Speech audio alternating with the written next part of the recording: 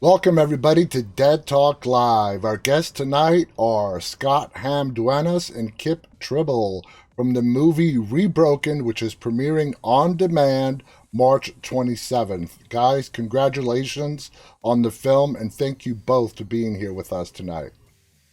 Thank you. Let's just Thank get you. right to it. This is an incredibly good film. It keeps you Ah, captivated from start to finish. You don't see what's coming. You're trying to figure out the characters the whole way through. This is definitely not a cliche film where you can sort of basically speak the next person's line before they actually tell them themselves. So let's get right to it. Now, Kip, according to IMDb, the story originated with Scott, but you're the one that actually wrote the script. Is that accurate? Correct. Correct. Now, when it came to the way that works, I mean, tell us how it works. I'm not really familiar with it. So, Scott came up with the conceptual idea of the story. You had to turn it into a working script. How did you guys do it for this film in particular? Yeah. This film in particular, Scott had an idea for a film, um, and basically put down some stuff on paper and sent me some pages and said, "Hey, what do you think about this idea?" Kicked some ideas back over to him. We kicked that back and forth for, I don't know, Scott, maybe 3 or 4 weeks, something like that. hmm And then the idea for Rebroken started to take shape, a little bit more shape. It deviated, a good bit. It took a few turns, but kept the core idea of what Scott had there on the page. And then he said, "Hey, you know what? I've got a little window of time. You got a little window of time. Let's do this thing." And so had a couple weeks to really put my nose to the grindstone and crank the script out, and did that. Kicked it over to Scott for some notes, and to our director, our great director Kenny Yates, for some notes, and did a couple Rebroken is drafts, and there born. we go. Uh, There you go. There's Rebroken. Now, Scott, the film centers around loss, grief, group therapy. What would you say was the driving force that, inspired you to come up with this idea? yeah, well, thanks. And thanks, John, for having us in that wonderful intro. I'm so glad that you like the film, I man. That really just did. that really makes me feel good. And yeah, Kip pretty much nailed the way that this whole thing started. And yeah, it kind of started with this idea of, well, for me, I think with it's so hard to describe these things sometimes too, because we don't want to give away the ending or give Yeah, away what kind of happens. But I recently just started having little ones myself, and I had this small daughter who I'm super attached to. And then watching certain stories or certain movies has become really, really hard for me. And I couldn't imagine the grief of a father or somebody or family going through the loss of a child or a daughter or something. And it just was striking me so hard and so like emotionally. And I got this idea of like of it must be like a groundhog day, living the same day over yeah. and over again, missing your child or missing your loved one, whether they're gone forever or just gone in a divorce or something. And start take that kind of thought that I was going through and turning it into this idea of making an entertaining story, an entertaining movie, and that's really kind of how it was born.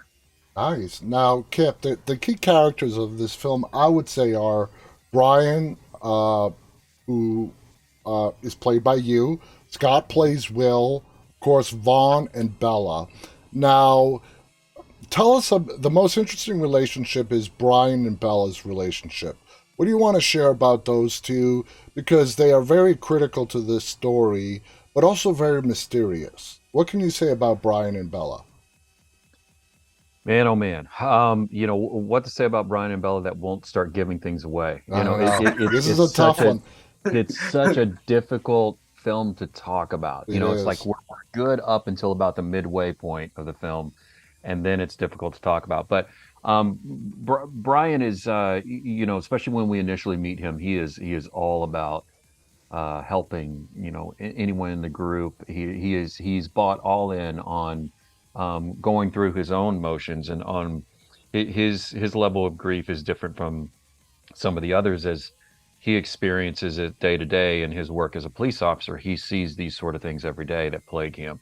So that's why he is there. And he also is taking upon himself to really be helpful. And, you see him setting up the snacks for the group. He's very active, and he's immediately drawn to Will, and wanting to pull whatever is inside Will, out to get him to open up and to speak. Um, and so, Brian is kind of Bella's right-hand man, so to speak. And then, Bella, as we come to learn, has some of her own motivations there. And she and Brian, we see their relationship is much deeper than we initially had thought. And I really don't know if I can go too much deeper than Exactly. that. You're Doesn't so give right. things away. You're so right about this movie. And when I was coming up for my notes for tonight, the way I decided to do it is up until the story starts to unravel. I sort of tucked that away and based my questions on everything that happened before that. So Yeah, I think that would be the best way to approach, because we definitely don't sure. want to give away any spoilers. With that in mind, Kip, did you ever feel that the reason that Brian gives for being in therapy is not on par with everybody else's? Exactly, and that was a bit by design. There's a little something, a little bit more off with him, Mm-hmm. and also with Bella. There's such a mystery about Bella and her motivation for being involved in this, and both of those were by design. And Nice. then, as we also then dive in, and get to know Lydia a little bit more, played by the great Nigel Coro. We learn about her grief, which is similar to Will's, Wills, yeah. and that's what brings the two of them together. And then Lydia is a catalyst of sending Will along his, discovery of, finding Bond, and then His um, path. in his path, exactly. So those were by design, and we found those moments. What was really interesting with this film, especially, and huge credit goes to Kenny Yates here, our director, is once we got into the editing process, I did the first cut of the film, and then Kenny and I sat down for several days in a row and just basically started ripping scenes from the end and putting them at the beginning, and vice versa, and just started shuffling these things around. Yeah. Um, and we would spend sometimes 2 hours just kind of staring at the screen, deciding where we're going to put this one scene. And Kenny was really crucial in finding those beats, Yeah. and where to just hint at the mystery, and where to start revealing certain things, and those relationships. A lot of Lydia's stuff happens later in the film, in the script, Hmm? but now we see it's very heavy in the first act that Yeah. sends Will on his path. So it was a lot of fun in the editing, frustrating but fun at the same time. Now, Scott, take us inside Will's head, which is a mess, by the way. Um, how does he view the relationship between Brian and Bella? What is going through his mind as he very closely watches those two and tries to figure what they're about? Yeah, it's I liken it to Will, who is a reluctant, participant in this group.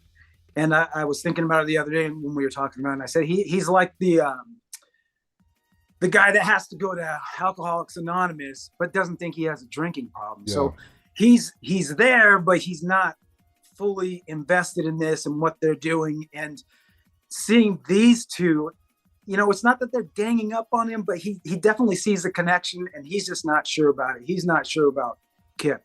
He's not sure about this group. And again, like you said, it's so hard to not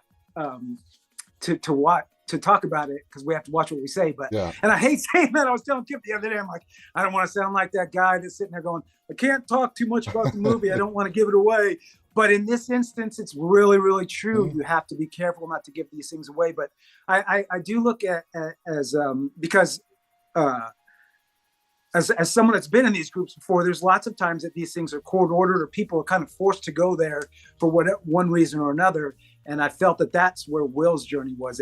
And it was, we ended up writing it that way into the thing, that he's there, but he's not there. You know, it's sometimes he might want to participate, sometimes he doesn't. And then you start to think as time goes on, do these people, that classic thing that addicts or people going through grief or people, is everybody ganging up on me? Or these people, you know, do they have it in for me? Like, why is this guy he's like the, I looked at the Brian character, like he's the kiss ass of the class. He's the kiss ass in high school. He's a teacher's pet. Yeah. And that Will just sits back there in that silent, like, look at this guy. He's just like everything that I'm not. I don't want to be here. He wants to be here. He's kissing up. I don't like the teacher, and that whole dynamic. And then with her, it's just, I think there's a lot of pent up aggression towards her, and it gets worse and worse as these relationships start to develop inside of the in the meetings. And a great credit needs to be given to Allison for her portrayal of Bella. I mean, just the non-dialogue facial expressions that she gives throughout the film, she doesn't need to say anything. I mean, those alone could send shivers up your spine because you're trying to figure out what's going on in her head. Now, Scott, was it intentionally left ambiguous as to why Will being in that group was court-ordered? Because it's not really explained. Yes, it's not really exactly. I think yes. I think we had talked about maybe diving into some reasons for it, and then we just in the independent films and in this story, I feel that we really didn't want to get so like caught up or start drowning in exposition and start drowning in like the backstory to everything. And I felt like that the audience and that we were okay with it not being totally explained why he's there. Yeah. And then with the way when it turns out to be what it is when the film's over, I think then that also makes it extra okay that we didn't explain exactly why he was there. Exactly. So yeah, it I like the fact that we did leave it out. You know, we address it in little teeny drips here and there when they have to sign the papers or when someone mentions it. And, but yeah, it was kind of intentional. We felt, I think it was probably too much to bring on to start diving into that backstory as well. Yeah. We pushed a little bit on the formality and that he has to go through, you know, with a court-ordered situation. So we did play up that aspect a bit. Yes. And like you said, it does come together very nicely. Yeah. Now, Kipp, when Scott approached you with this idea and you started putting pen to paper, was it decided right from the beginning that you would play Brian and Scott would be Will? Yep. Is that yes? Pretty much. Okay, that's cool. Now, Scott, the great Tobin Bell, of course, who a lot of people know as Jigsaw from the Saw franchise. He has a really nice sized role in this film. His character is very important to this story. Scott, tell us first off, how you got Tobin to get on board with this project. First of all, we owe him so much, and we are so very lucky. And that's one of the things. Me and Kipp are both producers on this, and that we have experience as actors, and there's things we have some relationships with managers and agents. And Kipp, I believe, produced the movie that he was in before. And as we were going through like a wish list of people, you go through your big wish list, and then you make your little wish list of people that you think maybe you could get. And so we did. I mean, really, it was the old-fashioned way. When his name came up, myself, I was like, oh my God, if we could get Tobin Bell, I would be so over the moon, because I know he's Jigsaw, and that's what he's famous for. But for me, I love him in stuff like The Firm and In the Line of Fire. Oh my God. You know, when I think of Tobin Bell, the first movie I remember him from is The Firm. Yeah, he was amazing in that. Yeah. And my favorite scene, I think, in The Line of Fire, I love that movie, is his scene at the open of the movie where he plays the first criminal that Clint Eastwood and Dylan McDermott go after. Yeah. And I love that scene so much. So to get him was fantastic. But anyway, so we just really, we pitched it to his reps, and we sent them the script, and we put on paper like listen, we're small, but we're very professional, and this is a great script, and Tobin would be fantastic, and he would be treated with. And they got back to us pretty fast, and she said Tobin liked the script. Yeah. He'd love to do it, and we were just over the moon, like we said. And then he showed up and was just like no shot. But it was phenomenal. Just such a consummate professional. He came in, he knew everything. He was fantastic to cast and crew, and he was just he was a dream, man. That guy was a dream, and he was on fire, off book, and just in it. And he was great, and just definitely want to give Kate, his manager, a shout out. Yes. She was the one who really facilitated it. Got to know her a bit on the other film, and she really brought him in support. Nice. So now special shout out to her. Let's talk about his character, Vaughn. Wow, talk about a complicated person. Did you find yourself, when you were writing out his story, his dialogue, did you find yourself second guessing on which direction to take Vaughn? Second guessing might be the correct way to put it. It took a lot of different forms. His demeanor, the dialogue. There's so much that he says that is a reflection of what Will is going through. That is important to get on the page, but then you don't want it to just be these lengthy monologues and too much exposition. And there was a bit more in there that didn't even make it in the film, which we knew it wasn't going to. In that situation, it's you can always cut down. You can't cut bigger. Yeah. Second guessing, I wouldn't exactly say that. I would say finding the right tone and the right direction in. So there were a few different directions that we went with him, and then getting the notes from Scott and from Kenny, and kind of sitting and distilling those notes and with the right approach, and we finally found the right element. So it sounds like, from what Scott said, Vaughn, his character was already written before you knew for sure that Tobin was going to play the role. It was, it was actually originally going to be a female character, and we had we really liked Nija for it. If we were really considering her, because it was going to be more of like the mysterious, foreign, almost like a gypsy or witch type of character maybe. And then when we knew we had a shot at Tobin, that kind of changed everything. And as the writing of it started changing, we had this Lydia character, and then we started, our eye was on Nija for that, and then that character started to take form. Once we knew that Nija was going to be involved, we kind of built that character around her. Absolutely. Now, Scott, with any movie dealing with somebody suffering from a traumatic loss, a tragedy like Will is, you gotta really nail it with the audience. You gotta make the audience feel the pain that the character is feeling. In this case, your character, Will. I think in Rebroken, the moment that I felt Will's pain was when he was so easily willing to accept Lydia's idea of maybe they're not lost. You know what I mean? Because he really accepts it. And for me, that just shows how completely lost Will is. He's willing to accept this notion that he's not based in reality anymore. He's willing to accept the fact that when somebody has passed away, hey, maybe they're not passed away. Maybe there's a way to get them back. What are your thoughts on that? I think that's a great point and thought.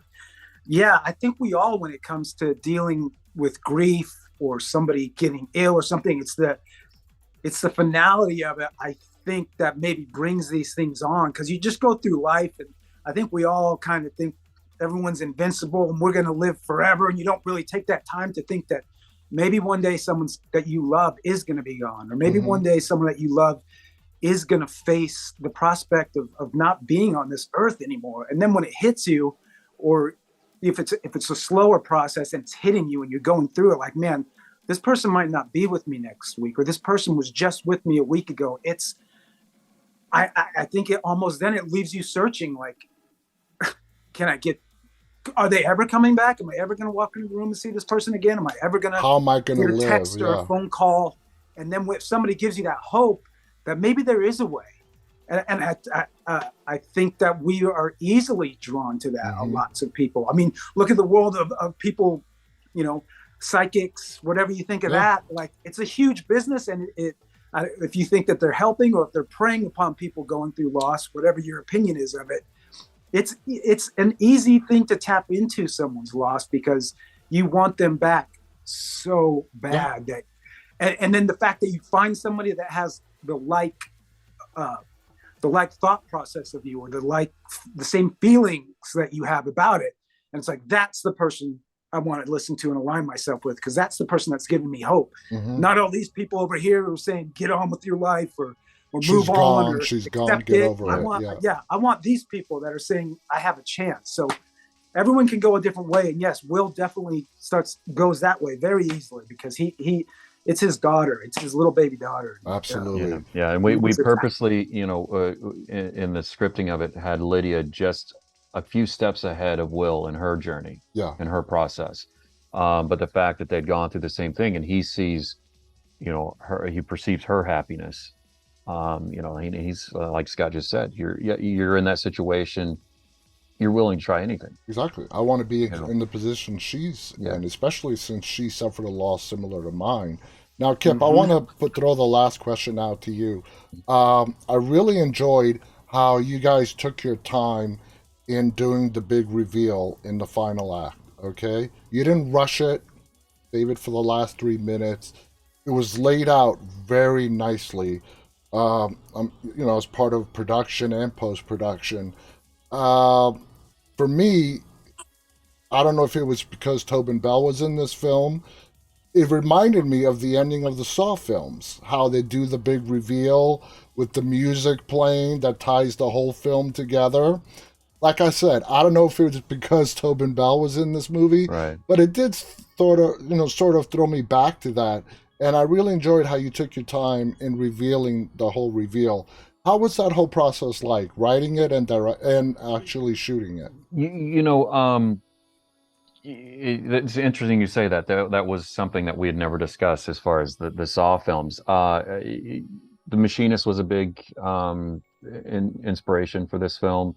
Memento, we didn't exactly mirror how they started revealing certain things, but they were certainly inspirations. In the script, it was, meant to just be something that hits you the last, couple pages, and then that's it, drops it on you and then walks away. And again, credit to Kenny to, really building upon that idea, in the post-production process and in the directing of it. And then there was some more stuff that was shot for that ending that didn't make it because it didn't need to be there. Yeah. We get the idea. It's just the right balance. But the whole intention was to have this mystery and this puzzle that everyone is trying to piece together. And everybody's going to have a different idea by the time you get to the end. Some may be right, some may be wrong, probably don't have exactly the same idea as what really happens. And then it just hits you there at the very end, and just, and then we walk away and let you think about it. So that was the intention in the scripting process. We built a little bit on that in post, but it was a fun thing to build, and that was probably what took the longest, was that ending and building that structure. You could tell, because like I said, it showed that you guys took your time, you did it right, you didn't rush it, and it really comes through on the screen. This is the kind of movie where you guys have to come back a year or so from now so we can discuss it after the plot, has been out there for a while, and we can get deeper into the story. I want to thank you guys so much. The movie is called Rebroken. It is available on demand on March 27th. It's still a little over a month out. One little correction. It's actually March 7th. That's Oh, the March only, yeah, 7th. Okay. yeah. They so Okay. a two slipped in front of that seven there, but Yeah. it's actually March 7th that we're going to be Good. wide. That's a whole, like, Thank you. 3+ weeks that it's coming out sooner. So Exactly. check it Exactly. out March 7th on demand. You guys are going Yep. to love this film. I want to thank our guests, God Hamm Duenas and Kipp Tribble, who not only wrote the film, produced it, they're also the stars. So check it out. I want to thank our audience, those of you guys who are tuning in live and those who will be watching this later on.